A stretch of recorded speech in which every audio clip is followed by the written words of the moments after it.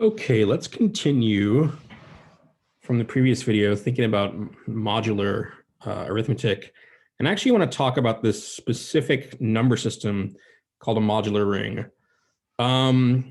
Let's look at m equals 7 for a moment, because that's the example we've been using. We have these various sets, right? Like we have everything, the modularity classes mod 7, right? So we have like the multiples of 7.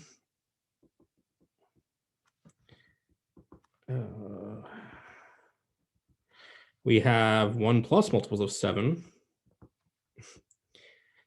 You can sort of see where I'm going to go with this, so you can just start writing things out yourself. Minus 6 minus 13.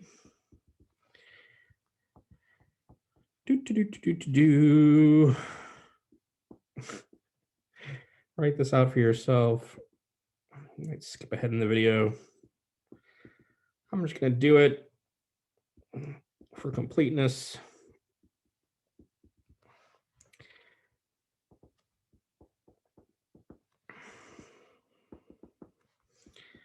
Probably can write it just left to right.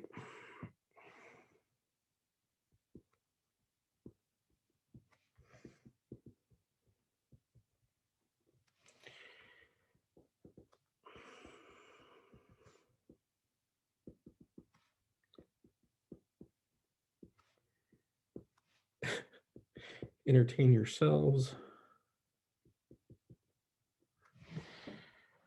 But I just want to write this out sort of for completeness, just in this one example. One way you can think about this is that we're partitioning the integers into these 7 sets. These are the equivalence classes. Let's hope I didn't mess up anywhere either.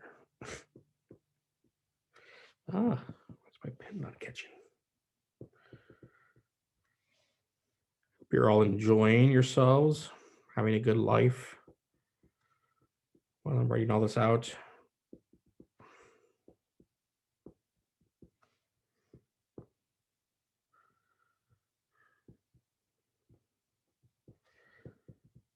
So I think if you look at these, you'll see, okay, actually every single integer lives in one of these 7 sets, right? You could also call this 0 plus 7z if you'd like.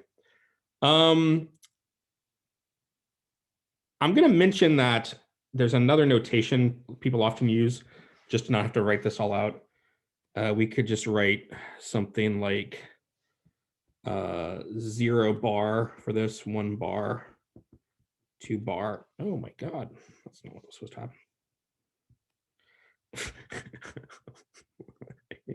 Guys, seriously, what's going on here? Sometimes when I write on this side of the screen, it does not catch perfectly. Okay.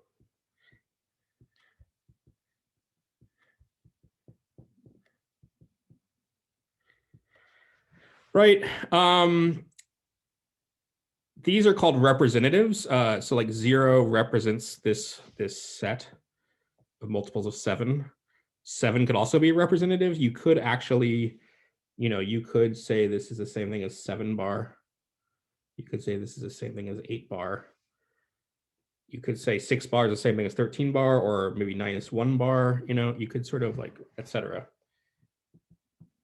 But this is a notation people often use. And the thing that's kind of amazing that we talked about last time, if you want to think about it, is we had this theorem from last time.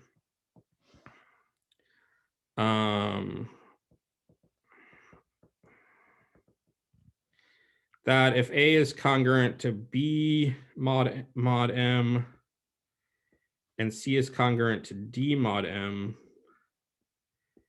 again, I really should quantify these variables. A, B, C, D are integers. M is a non-zero integer. Then both A plus C is congruent to B plus D, and A times C is congruent to B times D mod M. And what that means is you can actually define, this lets us define multiplication on these sets above, addition and multiplication times on the sets above in a well-defined manner.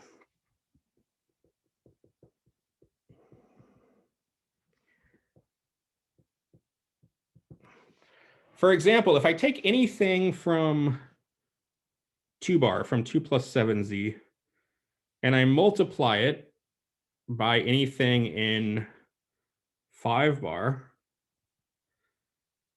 well, so for example, 2 times 5, that's 10, which is right here. So I claim you're going to always end up with something in 3 bar. And that's basically what this theorem says, or at least the multiplication part of the theorem.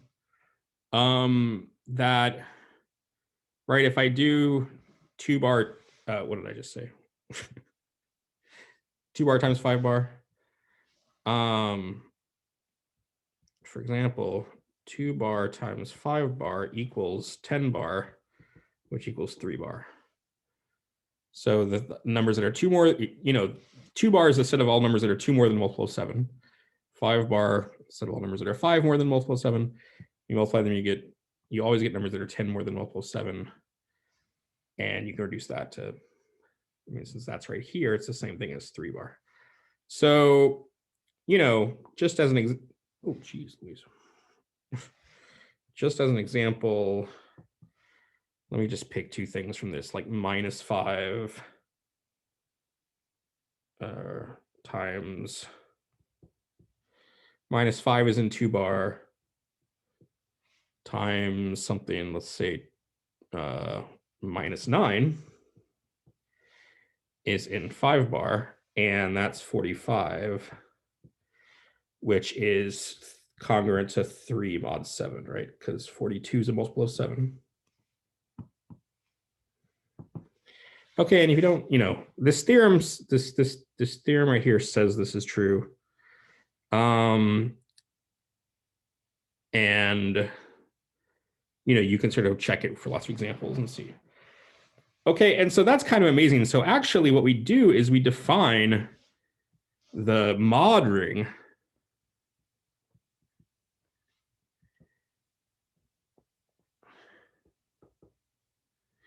or maybe modular ring Z mod 7Z to be the set. It's a set of sets, which looks kind of weird the first time you think about it. And by the way, I'm giving you sort of the formal definition of this by taking an equivalence relation on the integers, taking all the equivalence classes. Turns out you can define an additional multiplication of those, and that gives you a new set. And I really do claim it's a ring. You can sort of check the axioms, like, for example, 0 bar is an additive identity. If I take 0 bar and add it to anything, it's just adding multiples of 7, which just shifts these sets, right? Like if I add multiples of 7 to anything in here, it's just going to shift this set around and give you back the same set. So 0 bar is an additive identity. 1 bar is a multiplicative identity. You can check that, -3 bar, for example, is actually -3 bar, which is actually 4 bar. So like, if you take anything up here, and I want to add, like if I want to add something to -4, well, 4 will add a -4, right? So like to give me 0.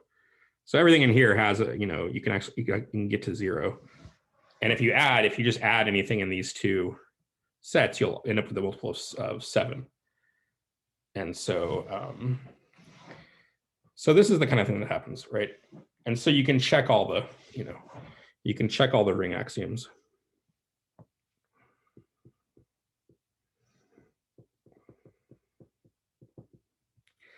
So this is a well-defined ring. And it's also, it gives us another way to write the same thing, right? So we've said, like before, we had these equivalences.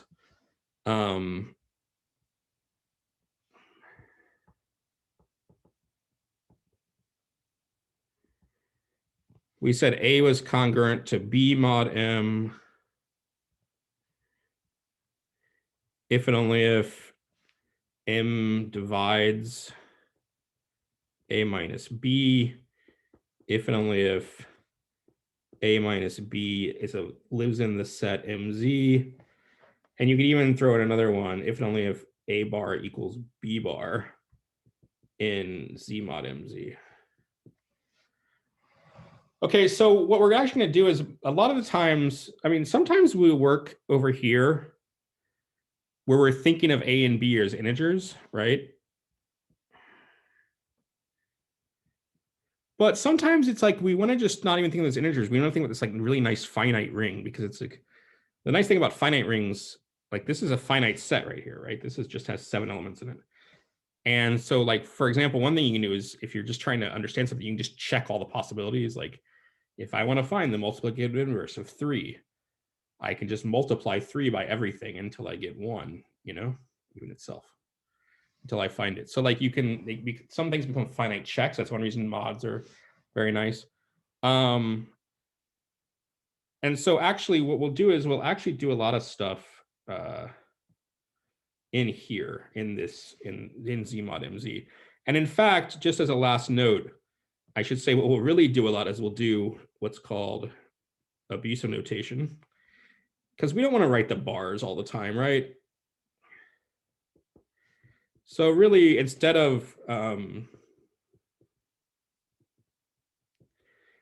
like 3 bar plus 5 bar equals 1 bar in Z mod 7Z, we'll just really write